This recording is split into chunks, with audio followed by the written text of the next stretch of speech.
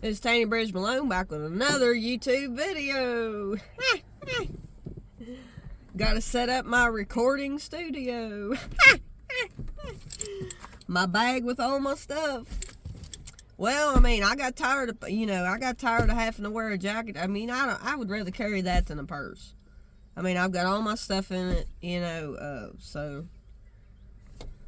I'm not a big purse girl, unfortunately. And I needed a bag that was cheap. That one was only $13. It is a swimwear bag, really, to put swimwear in, but I'm using it for something else. So anyway, it is what it is. So I've got my tablet in there, my Wi-Fi speaker, my cord to charge my phone with that plugs into, and I got my charge bank in there, and I got everything I need to set up and do what I need to do. I know, y'all, I need to get my Wi-Fi get my camcorder out and get it set up. And it came with everything but a tripod, so obviously I gotta buy a tripod, but I gotta wait till I get a job. Don't have money for all that right now. I went into Ross today, was just going to go in there just to shoot stuff, but there's nothing new in there, so I didn't record anything in there. They did have a few new pairs of shoes, but it wasn't enough to really show. And the thing of it is, when you're doing Ross, showing stuff inside of Ross, a lot of times your bigger shoe sizes is what they get the heat in.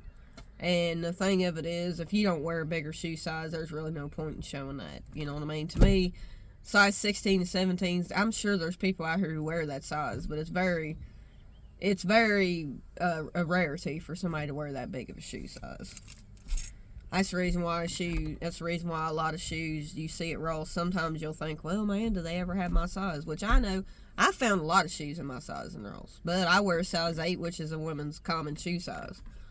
I did tell y'all I put in for Lee's recipe. I'm hoping I hear something back from him. I try not to bug places when I apply at places, because before I got the last job that I had, I was looking for a job for 3 months before I found that one.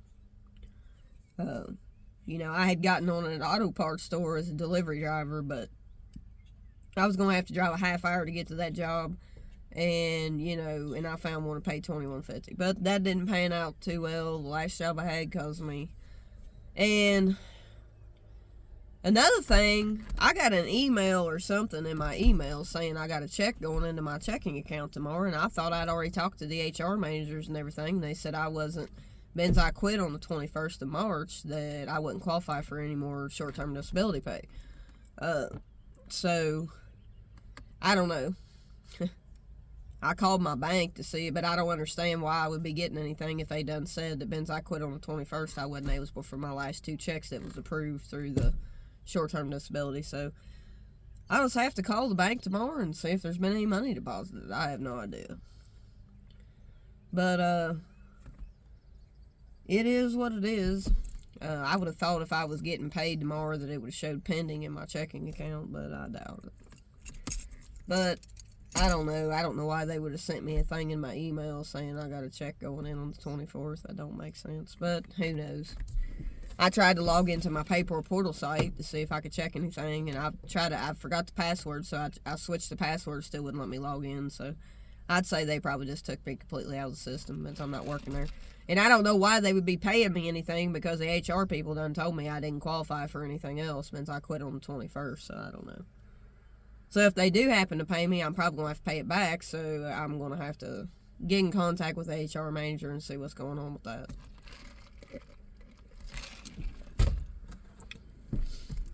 So I hope y'all having a blessed day. It's a beautiful day. It's sunny. It's shiny. I mean, it is a nice day today. I wasn't going to sit in the house. I stopped and got me a Burger King coffee, and that's all I've done, really. That's the only place I stopped. I stopped and got me some cigarettes from the Kroger gas station. Yep. I mean, I'm tired.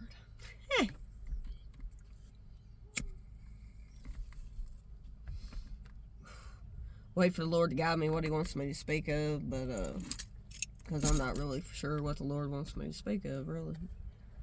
And this is going to be a longer video, obviously, and it'll probably be later on the evening before I upload this video, because it's going to be a longer video.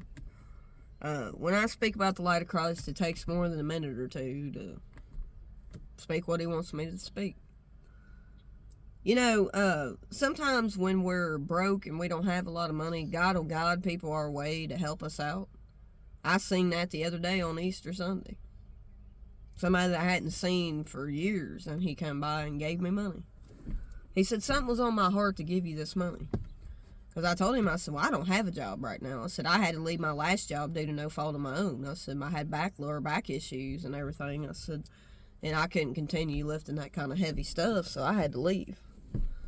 That's the only reason that when my job texted me, or when the short-term disability people texted me and asked me when I was returning to work, I told them I wasn't returning to work because I can't continue to do that job. My doctor said if I did, it'd cause me chronic back issues.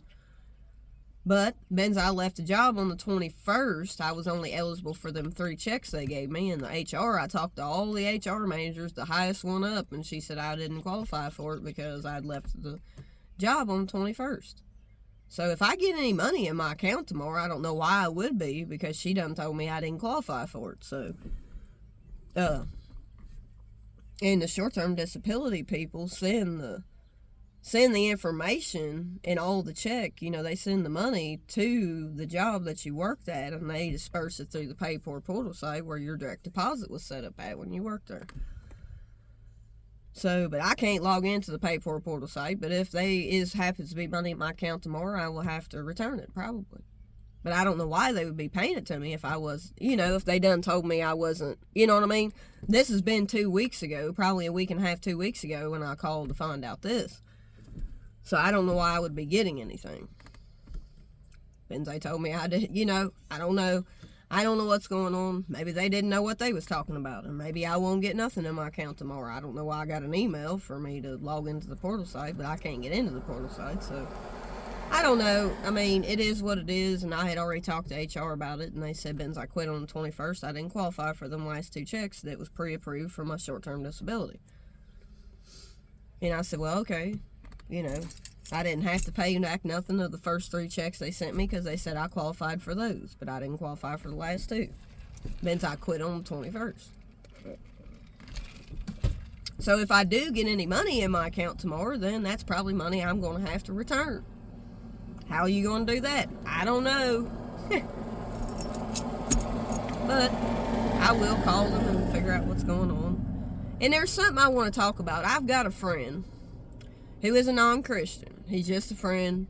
He suffers with some kind of mental health issues. I don't know what exactly it is. I know he gets down and depressed at times. His car's been missing for 10, 11 days because I was going over there to visit him the other day. And his car wasn't there. And I thought, well, man, I wonder if he's home. You know, you would assume if somebody's car's missing, they're not there. I knocked on the door. Nobody answered. I didn't hear anything inside the house. And this is the trailer court that I used to live in. And so I went to my next door neighbor, who used to be my next door neighbor, and I visited with him. Ben's, you know, my friend wasn't at home. Well, he doesn't have any family that checks up on him. He's only got one friend that I know of that he talked to, and he worked for TMC Trucking up there at Serpentine, where I used to work in Silver Grove, Kentucky. But he worked for TMC Trucking. He didn't actually work for Serpentine, but I didn't know the man's last name. So I called my HR manager that used to be that's HR where I used to work, and told her what was going on. I said, you know, his son works there, and I couldn't remember his son's name because his son had moved out of his house about probably over a year ago, and I couldn't remember his name. So I was, you know, there's people in the trailer court that live in that trailer court of his that are worried about him because they haven't seen him for 2 or 3 weeks, and his car is not sitting in the driveway. But I thought to myself, well, I know his son works up there where I used to work, but he worked in a different department, and he worked 3rd shift. I worked day shift, you know, in a different department, so I never really saw his son. I had seen him when he used to live with his dad. But I finally was able, for me to figure out what his son's first name was, I had to go through in alphabetical order.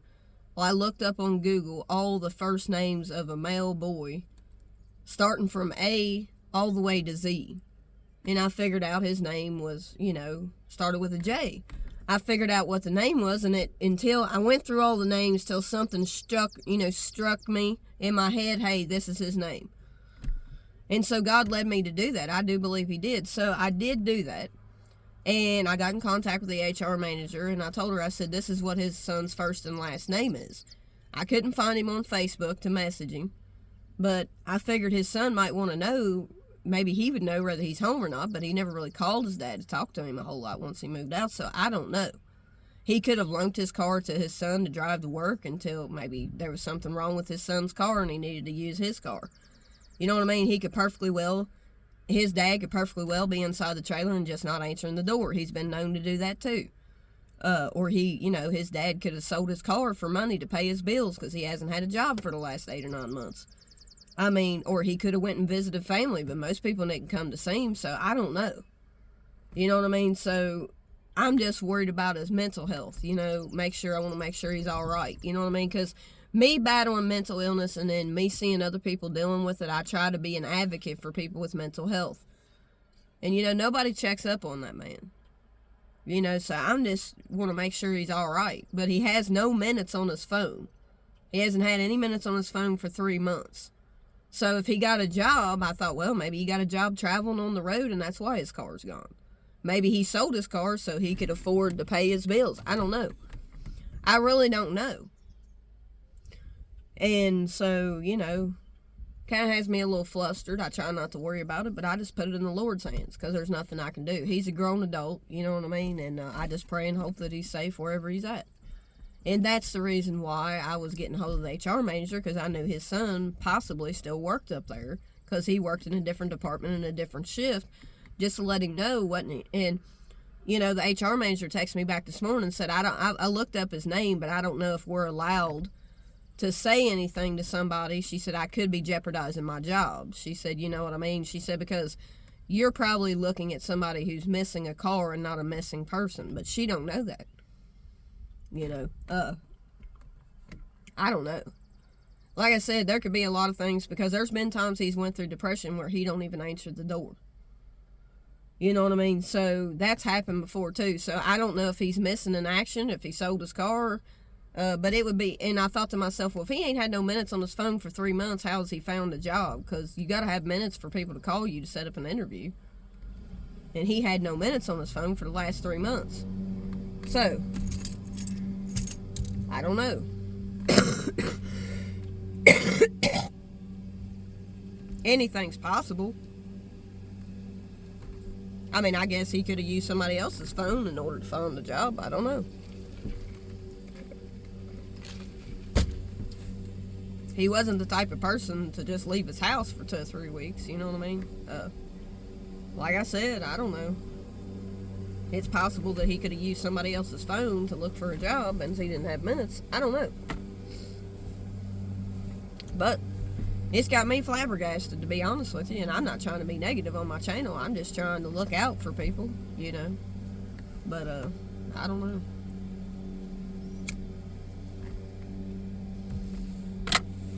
I just pray that wherever he's at, he's safe and content, and he's alive, and he's well taken care of wherever he's at. I don't know.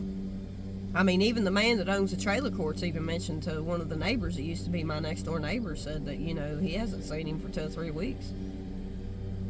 And I figured maybe he might have been behind on his lot rent in the trailer court because he ain't had a job for 8 or 9 months, but according to my neighbor, he's been paying his lot rent. He's been paying it 2 or 3 weeks late, but he's been paying it. So he eventually comes up with the money. So I don't know. Maybe he does have a job somewhere. I don't know.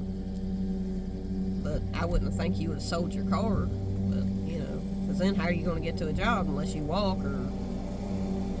I don't know.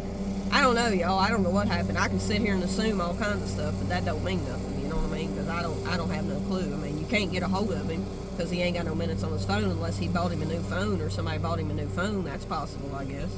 I highly doubt it.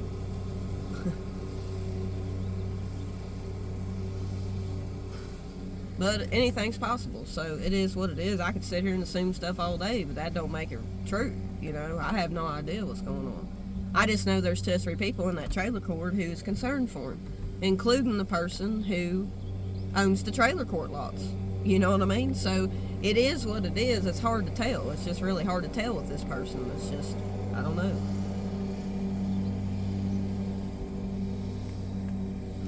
Even my mom said, she said, well, maybe he's still in his trailer and he just ain't answering the door, because he has been known to do that.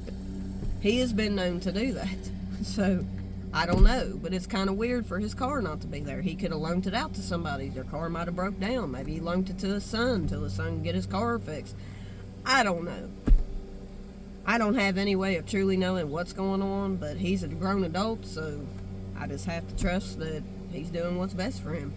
Hopefully he's in the house and he's healthy and there's nothing wrong with him, I don't know.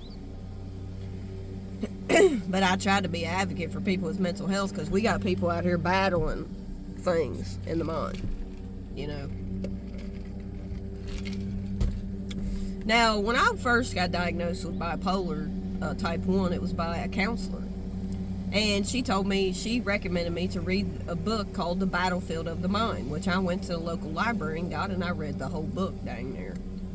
And when you cannot control, she said, if you read this book and you do everything on this list that I've asked you to do, and you still have issues with battling things in your mind, then you probably need to be put on some medication.